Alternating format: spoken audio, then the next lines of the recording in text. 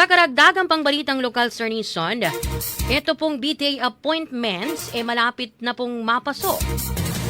Samantala, desisyon nasa kamay po ng Pangulong Bongbong Marcos.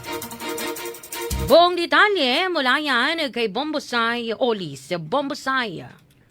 Nasa kamay na ni Pangulong Ferdinand Marcos Jr. ang magiging kapalaran ng Bangsamoro Transition Authority Parliament o BTA matapos lumutang ang usapin hinggil sa napipintong pagkapaso ng appointment papers ng mga kasalukuyang miyembro ng parlamento.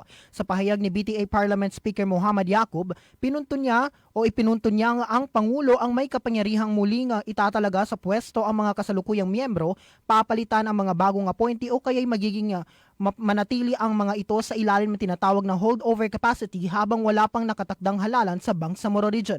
Sa kabila ng isyong ito, tiniyak ni Speaker Yacub na patuloy na magtatrabaho ang parlamento at maghahain ng mga makabuluhang batas para sa kapakanan ng mamamayan ng rehiyon anuman ang maging desisyon ng Pangulo sa kanilang mga posisyon.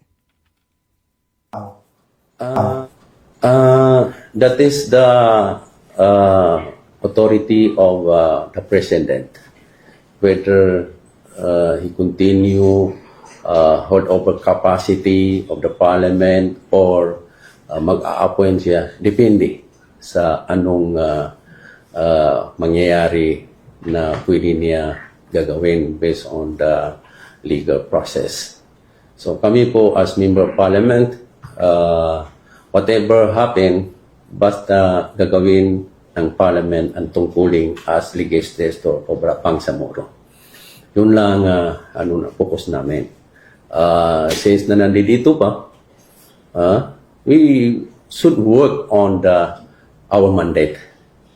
So kung ano yung holdover capacity, new parliament member na re-appoint, hindi po yung control ng parliament ngayon.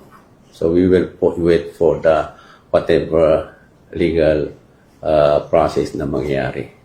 Report mula dito sa Cotabato City, ako si Bombosay Olis and this is Bombo Radio Philippines, the #1 and most trusted source of news and information. Basta Radio, Bombo!